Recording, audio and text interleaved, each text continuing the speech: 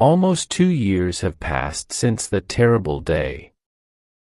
I never wanted to speak about it again, but I feel it is my responsibility to describe the events leading up to it. A certain Colonel Moriarty, a brother of Professor James Moriarty, is responsible for rumors and lies about the character of my dear friend Sherlock Holmes that I will not repeat here. I am the only one who knows what happened between Sherlock Holmes and Professor Moriarty, and it is time that the world knew the truth. I still visited 221B Baker Street from time to time when Holmes wanted a companion to help him with his investigations, but not as often as before. In the final year of my visits, Holmes spent more and more time alone. The mystery he was trying to solve occupied a lot of his time, but he wouldn't speak about it, not even to me. One day in early spring I received a letter from France. Dear Watson, I am working in France for the French government on an important matter that will take me many months to solve. The weather is good, but the food is not so good. I hope all is well with the surgery. I will write again soon. Sherlock Holmes. From the letter it seemed clear that I would not see him for some time, so you could imagine my surprise when only a month later he appeared at the window of my surgery. He looked pale and very worried. He entered at a door around the side. I know what you are thinking, he said before I could speak. I looked terrible. I watched as Holmes went around the room making sure all the windows were locked. He closed the blinds. Holmes. What's the matter? I asked. Air guns. He replied. Air guns. I think you know me by now. He continued. I am not a nervous man, but there's a difference between stupidity and courage, and when someone is trying to kill me, I don't want them to have a clear shot through your windows. Do you have anything to drink? I gave him a glass of water. He checked the windows again. I'm sorry for coming here so late. I won't stay long. I think it's best if I leave over the wall at the back, he said. Holmes, please explain what all this is about. He said nothing. I looked at his hand. It was bleeding. I offered him something to clean it with. Holmes, this isn't a little fight. Look at your hand. Are you alone here in the surgery? He asked. Yes, I am now. There is another doctor who helps me during the week. Maybe he can help while you're away. I want you to come with me on a trip to Europe. I'm not sure of the exact location. We can decide when we get there. Holmes' behavior was very strange. He never went on holiday. He certainly didn't go on trips for no reason. He saw the worried look in my eyes. There's only one person I can trust with this information, Watson, and that's you. For the first time in my life, he said, I have finally met my equal. His name is known to every criminal in London that asks anyone in the street and they'll say they've never heard of him. Professor Moriarty, the man is a genius. He's a criminal mastermind. Moriarty, a mastermind. You see. He laughed. No one knows the real Moriarty, but I do. The man is responsible for half the crimes in London. I could continue working for the French government. It's a nice life. It's well paid. But I cannot rest until Moriarty is in prison. Half the crimes in London. I repeat it. But if you really believe this, why haven't you asked Scotland Yard to arrest him? Do you have the evidence? Crimes happen all the time. The criminal is caught. Sometimes they go to prison, then someone pays money and they go free. Sometimes they are never found. The important thing is that the man who controls everything is never caught. No one must ever suspect him. But what does he do? Nothing. Nothing. He is a well-educated university professor and one of the greatest mathematicians in Europe. At the age of 21, he wrote a thesis that was read all over the world. He was offered a job at a university. He worked very hard, but not towards anything good. He moved to London, where he has chosen to use his extraordinary brain for a life of crime. No one knows the criminal world better than I do. For years, I have known that there is someone else behind the crimes I investigate. He is like a spider that sits in the center of a very large web. He plans. He sits. And he waits. He makes the threads, and I follow them. In 3 days' time, with my information, they could arrest Moriarty and all his men. But if I take one step in the wrong direction, then all my work counts for nothing. I was sitting in my chair, thinking about a case this morning, when a man walked into my room. I knew him immediately. His forehead was high, his skin was pale, and his shoulders were round from the time spent in his study. His eyes were so dark, I couldn't read the slightest emotion in them. He observed me with simple curiosity, as his head moved from side to side, like a snake. "You're not as intelligent as I thought," he said. "Don't you know it's dangerous to keep a loaded gun in your pocket?" I took out the gun that was in my pocket, and put it on the table. But I kept my fingers close to it. "You know who I am," he hissed softly. "If you have something to tell me, Professor Moriarty, I am free for around 5 minutes." I replied. Holmes moved around the room restlessly. "And what happened next?" Moriarty asked me if I would continue with my investigations. I told him he already knew the answer. "Then you know mine," he replied. He put his hand in his pocket. I placed my fingers on the gun on the table. But instead of a gun, he took out a notebook and read aloud. "On the 4th of January, you passed me in the street. On the 23rd of January, you were in my way. In the middle of February, you were causing me problems. By the end of March, I had to change my plans. Now I find a month later that you were trying to take my freedom from me. We both know that this cannot continue." "You're right," I said, "it won't continue. Give me 3 more days, and it will end. You're an interesting opponent, Holmes. I don't know what I'd do without you. I'd be quite bored. You're smiling, but I'm telling you the truth. This little game you are playing is too dangerous." He continued.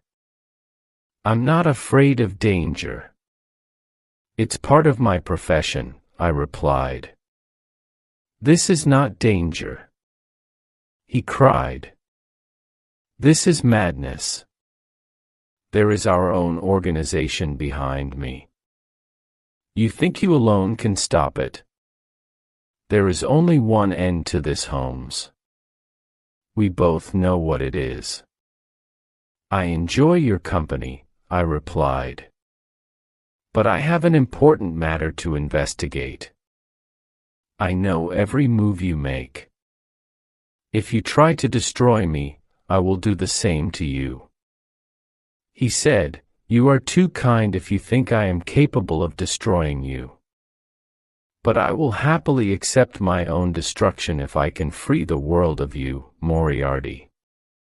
Such a pity, he said as he went out of the door.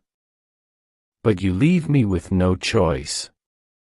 Moriarty is a man of his word, and he doesn't waste time. On the way here, I almost lost my life 3 times. First, a carriage with 2 horses came towards me at foreign speed. Fortunately, I jumped from the road just in time. Then, as I was walking around the corner, a stone fell from the top of the town hall. It missed me by the smallest amount. Finally, on the road to your house, a man attacked me. I hit him hard, and he fell over. I was amazed at the way my friend spoke of these events. He was lucky to be alive, and yet he told his story so calmly. You can understand now, Watson, why I shouldn't leave by the front door. He continued, Holmes, you can't go home. You must stay here. Holmes would not listen. He left as planned over the back wall, but only after we had made arrangements for the next day. I'll see you tomorrow morning, he said. Take this note, follow these instructions carefully. Do exactly what it says. Destroy it afterwards. Where will I meet you? I asked. I'll see you on the train. The 3rd carriage from the front is reserved. The next day, I followed Holmes' instructions. I did not take the first cab that arrived outside my door, or the second. I took the 3rd. I gave the cab driver an address to take my luggage to. I got out early, 10 minutes away from the station. I ran around the corner where a horse and carriage was waiting. He didn't ask for my destination. He took me directly to the station. When I arrived, I was just in time for the express train that connects with the ferry to France. I ran as fast as I could, and I saw a porter taking my luggage to a carriage. There was a reserved sign on the window, and I got in. There was a man in the carriage, but it wasn't Holmes. It was a priest. I was confused. Holmes said the carriage was only reserved for us. I sat down, and the train left the station. Where was Holmes? After last night's events, I was very worried for my friend's safety. Then the priest spoke. It's good manners to say, "Good morning, Watson." In moments I realized that Holmes, disguised as a priest, was sitting before me in the carriage. We must be careful. There's Moriarty now, he added.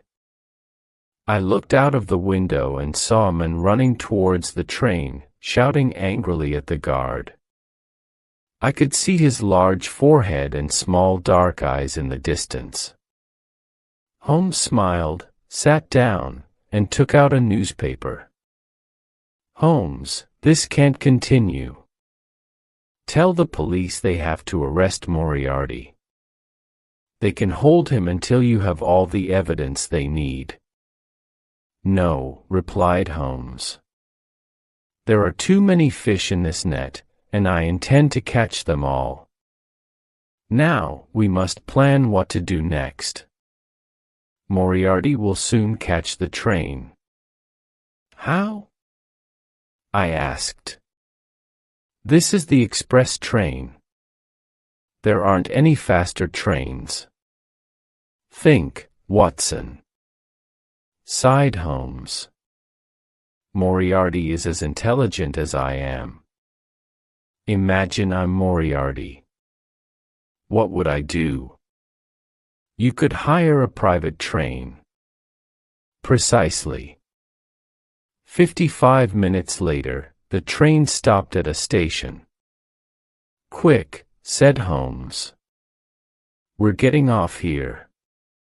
What about our bags? I asked. They arrive in Paris, where one of Moriarty's men will wait for us to come and collect them. We won't be there, of course, because we're getting a ferry to Belgium. We'll buy new bags and new clothes on the way. We jumped off the train. Holmes pulled me to the ground and we hid behind some bags on the platform. I watched as the train left and our own luggage disappeared. At that same moment, another train passed by on another platform, going at full speed. A man looked out of the window. We saw the face of Professor Moriarty. We guessed his plan, said Holmes. We're lucky. He didn't guess mine. On the third day of our travels in Europe, Holmes sent a telegram to the police. Later that evening, he received a reply. I knew it. He cried. Have they caught Moriarty? I asked. He shook his head. He has escaped. You should return to England, Watson. Moriarty will try to find me. No, I said. I'm going to come with you. We discussed the matter for over an hour until Holmes became bored and agreed that I could stay. Holmes decided it was best for us to walk from France into Switzerland with the help of a local guide. One day, after days of walking, we sat down on a pretty area of grass to eat. I looked up and saw a huge rock falling from the top of the mountain towards us. I jumped out of the way and pushed Holmes to one side. I was surprised the guide didn't try to help. He told us coldly that rocks often fell from the mountain. It was wise to be careful. Who's there? I cried. I ran up the hill, but there was no sign of anyone. Holmes decided to change our plans. We took a different route into Switzerland and we left our guide.